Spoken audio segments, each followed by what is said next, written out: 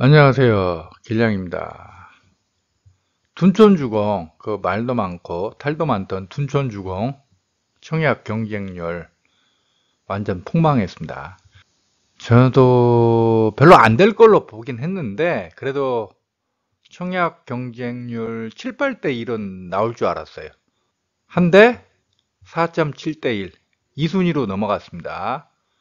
12월 6일 1순위 당해지역 서울시 거주 2년 이상 자격이 있는 사람만 할 수 있는 거, 여기에서 3,695 가구 모집에 13,647명이 신청해 3.7대 1. 그 다음날 1순위 기타 지역 서울시 2년 미만 거주자 및 수도권 거주자 대상, 근데 통장이 겨우 3,700개밖에 안 들어왔습니다. 첫날에 통장이 1만 3,600개밖에 안 들어오니까 그 다음날은 경기도 인천 부자들이 돈 싸들고 올 거다라는 주장을 하는 사람도 있었지만 뭐 폭망했죠. 뭐 이렇게 된 가장 큰 이유, 너무 비싸니까. 이게 2025년 1월 입주 예정이라고요. 12억 이상은 중도금 대출도 안 되죠. 8년 전매 제한 있죠. 2년 실거주 의무가 있는데 이 가격 보세요. 이거 34평짜리 여기에 확장비 등 각종 옵션 더하면 거의 14억 되잖아요. 너무 비쌌던 거죠. 25평짜리도 이거 뭐야 이거. 확장비 옵션 하면 이거 다 이거 뭐 11억 드는 거 아니에요. 11억짜리 아니에요. 둔촌주공은 조합원들은 자기 아파트 가치를 너무 과신하고 있어요. 하지만 시장에서는 냉정하게 그 주변 지역 아파트 값하고 비교를 합니다. 여기 잠실의 엘리트레파, 가락의 헬리오시티, 그 다음에 여기 고덕 그라시움, 아루테운, 뭐 고레일, 요런 아파트가 둔촌주공 아파트 가격의 비교 평가 기준점이에요. 더군다나 여기 헬리오시티나 이 고덕 아파트들 2, 3년씩밖에 안 돼서 거의 신축이라고. 근데 둔촌주공 조합원들은 그렇게 생각을 안 했지. 뭐 자기 아파트 가치가 뭐 강남 4구고 그냥 신축으로 바뀌기만 하면 34평 30억 간다. 뭐 그렇게 생각을 했었죠. 그러니까 그렇게 높은 분양가를 책정을 했겠죠. 헬리오시티 가장 최근에 34평 16억 6천에 거래가 됐습니다. 최고가 대비 거의 뭐 7억이 떨어졌죠. 네이버 매물 보니까 16억 2천짜리도 나와 있어요. 요거 15억 깨지는 거 시간 문제고, 둔촌주공이 2025년 1월 입주 예정이잖아요. 그때 가면 얼마나 될 것 같아요? 헬리오시티 요즘 같은 분위기에 보면 한 13억? 12억 13억? 그렇게도 떨어질 수 있을 것 같아요. 헬리오시티는 송파구잖아. 2025년 1월에, 즉 둔촌주공 입주 시에 송파구에 있는 헬리오시티가 12억, 13억까지 떨어질 가능성이 충분히 보이는데 뭐하러 강동구에 있는 둔촌주공 34평을 거의 14억 주고 그 가격에 사겠어요. 그 다음에 고덕 아르테온 가장 최근에 12억 9천, 한때 20억까지 갔던 건데, 여기 고덕 쪽도 굉장히 아파트 하락세가 가팔라요. 고덕 롯데캐슬 베네루체, 여기도 뭐 거의, 고덕 아르테온, 고덕 그라시움, 거기는 2025년 정도 가면 10억 이하, 어쩌면 8억 9억까지 떨어질 수도 있어요. 현재 뭐 이 하락폭을 보면 둔촌주공은 이제 미계약 가능성이 굉장히 저는 높다고 봅니다. 둔촌주공은 12월 15일 날 당첨자하고 동호수를 발표를 해요. 내년 1월 3일에서 17일까지가 정당 계약 기간입니다. 내년 1월 말이 7,200억 PF 만기인데 이것도 따지고 들어가면 상당히 좀 고려해야 될 게 많은데 좀 너무 복잡하니까 오늘은 언급하지 않도록 하겠습니다. 분양시장에서 한 자릿수 청약 경쟁률은 미분양, 정확히는 미계약으로 간주합니다. 왜냐하면 동호수가 마음에 안 들면 계약 포기하는 사람이 많아요. 저층에 걸렸다든지 지하철에서 멀다든지 뭐 햇볕이 잘 들어오지 않는 동이라든지 뷰가 너무 안 좋다든지 이런 이유로 당첨자 가운데 계약 포기하는 사람 상당히 많이 나와요. 더 중요한 게 청약 경쟁률이 너무 낮으면 당첨자 심리가 위축됩니다. 사람들의 심리는 똑같지 않아요. 둔촌주공 같은 경우에 요즘 부동산 시장 분위기에서 너무 분양가도 높고 해서 많은 대다수의 사람들은 별로다. 그거 살 바에야 조금 더 기다렸다가 그 주변에 있는 헬리오시티 산다. 뭐 이런 사람들이 많지만 하지만 또 일부는 둔촌주공을 높게 평가하는 사람도 있다고요. 뭐 사실상 강남이다. 신축이다. 그 가격이면 괜찮다. 이런 사람들도 있어요. 근데 원래 그 사람들 생각은 그래도 수십 대 1은 어쩌면 100대 1이 나올지 모르겠다. 이렇게 생각을 했는데 막상 뚜껑을 열어보니까 겨우 4.7대 1? 그때 가서 사람들은 놀라는 거예요. 자기 생각이 잘못됐구나. 이런 사람들의 심리가 위축, 쉽게 말하면 쫄게 되는 거지. 설사 당첨되더라도 계약을 포기하게 되는 거죠. 그 다음에 청약 경쟁률에는 원래 허수가 많아요. 그냥 넣어보는 사람들도 많고, 특히 이제 추정에 불과하지만 이번 둔촌주공 같은 경우는 아마도 조합이나 그 시공사 쪽에서 좀 알바를 동원하지 않았을까 하는 뭐 그런 생각도 들어요. 왜냐하면 워낙 분위기가 안 좋으니까 청약 경쟁률 높이기 위해서. 그래서 이런 허수들이 굉장히 많기 때문에 분양시장에서 한 자릿수 청약 경쟁률은 사실 미분양, 미계약이죠. 미계약으로 봅니다. 근데 뭐 이번에 한 자릿수 경쟁률이 나왔잖아요. 그래서 저는 개인적으로 둔촌주공 계약률 40% 넘기 힘들 것으로 예상을 합니다. 아주 극단적 비관적으로 보면 20%나 넘길라나 하는 생각이 들지만 아무튼 40% 넘기 힘들 것으로 예상하고요. 어떤 사람들은 이래요.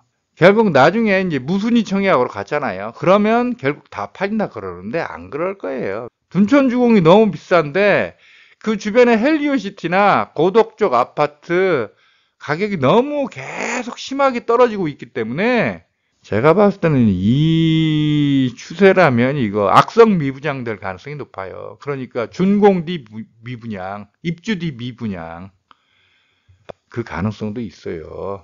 그래서 이제 차라리 조합원 입주권을 매수하는 게 낫다. 왜냐하면 지금 상황으로 봤을 때 이 조합원 입주권 가격이 일반 분양가보다 더 낮아질 수도 있겠더라고요. 더군다나 조합원 물건은 동호수를 골라갈 수 있잖아요. 그러지 않아도 둔촌주공 일반 분양 물량 그냥 좋은 쪽은 다 조합원들이 가져가고 나쁜 쪽만 남겨놨다, 쭉정이만 남겨놨다 이런 말도 있는데 그래서 차라리 조합원 입주권 매수가 훨씬 더 나은 선택.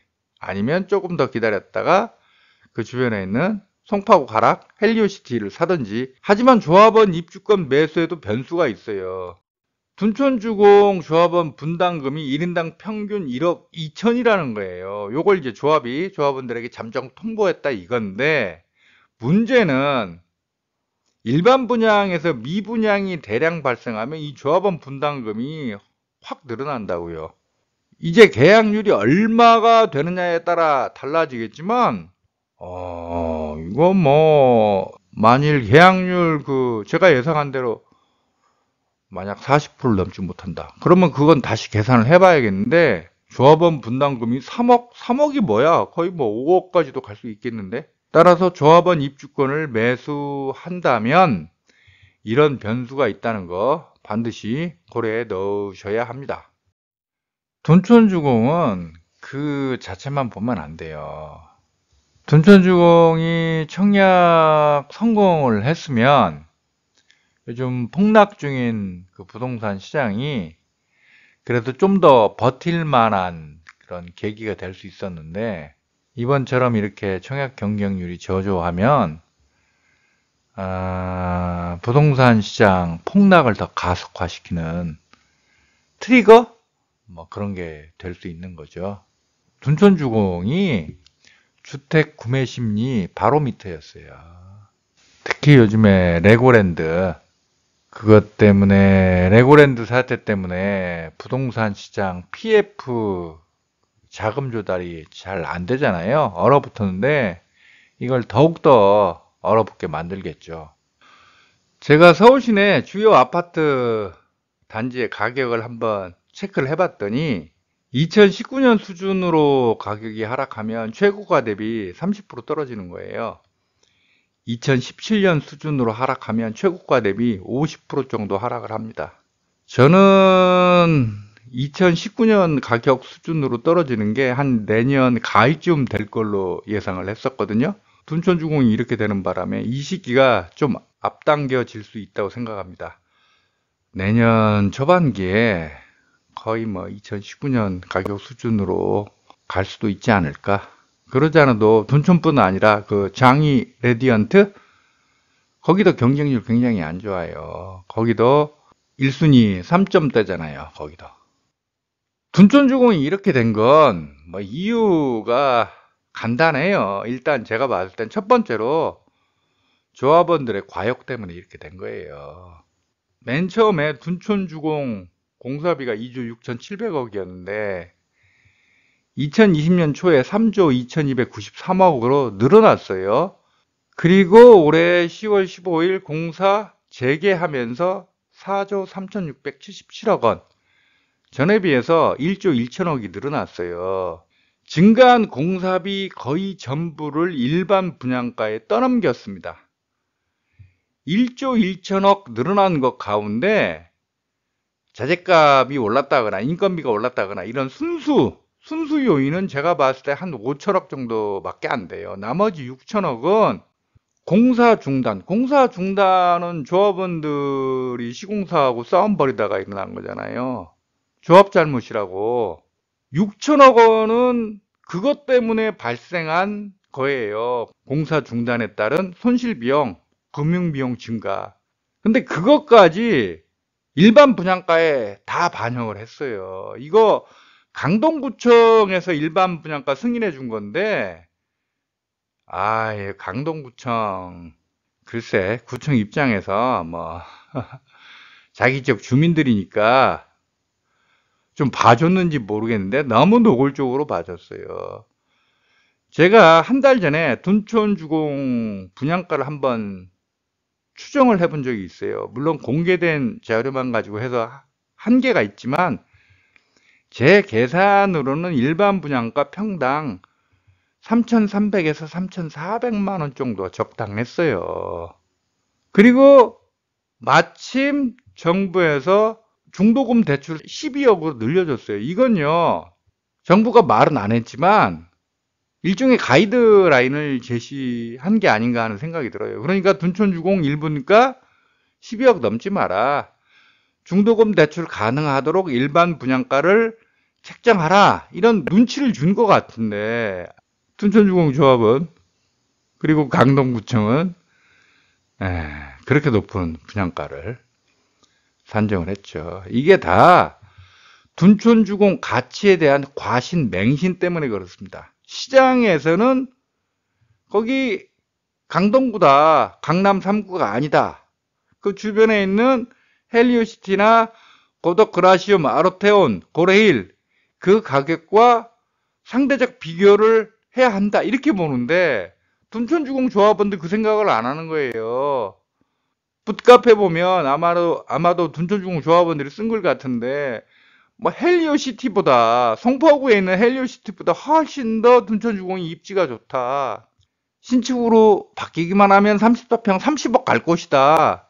그러니까 평당 3,829만 원의 일반 분양가를 책정하고 나서도 이거 싸다. 무조건 완판된다. 청약통장 10만 개 이상은 몰린다. 이런 소리를 해댔던 거죠. 완전히 이거 착각이고 자기 아파트 가치에 대한 과신이었던 거죠. 이 조합원들의 욕심이 좀 심하다고 하는 건 이 주방뷰 논란에서도 드러나는 거예요. 이게 이렇게 된 이유가 원래 둔촌주공 총 세대수가 11,000세대였어요. 그러니까 기존 6,000세대에서 11,000세대로 늘어나는 거였거든요. 근데 중간에 또 1,000세대를 더 증가시켰어요. 그러다 보니까 이런 주방뷰 아파트가 나오게 된 거예요. 또 논란이 됐던 게 일반 분양 그 물건에는 자재를 더 싼 걸 썼다. 뭐 이런 논란도 있었고, 또 뭐 34평 같은 경우는 대부분 또 저층이다. 또 이런 논란도 있었고요. 그러니까 이제 반론이 나오는 게 원래 재건축 재개발은 알짜 물건은 조합원들이 가져가고 나머지 물건을 일반 분양에 내놓는 게 상식이다 이런 반론도 있었는데 물론 그런 면이 있었던 건 사실이에요. 그럼에도 불구하고 이번 둔촌주공은 좀 심했어요. 아주 심했어요, 이거.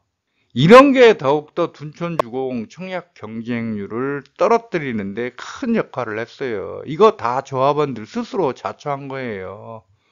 솔직히 이런 식의 주방뷰 설계를 했다? 이게 건축심의를 어떻게 통과했는지도 굉장히 의문이 들 정도예요, 이게.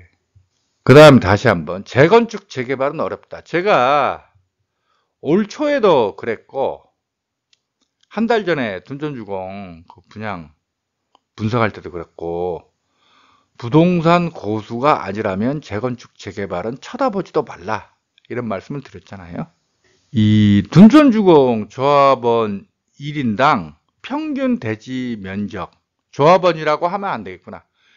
세대당 평균 대지 면적이 31평 정도입니다.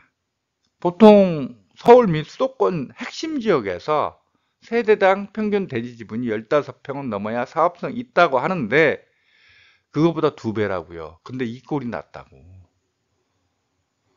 목동이 세대당 평균 대지 지분이 28평 정도거든요. 목동 분들도 항상 하는 소리가 목동은 재건축 되기만 하면 그냥 공짜로 아파트 한 채 갖는다. 그리고 환급금도 받을 수 있다 이거예요.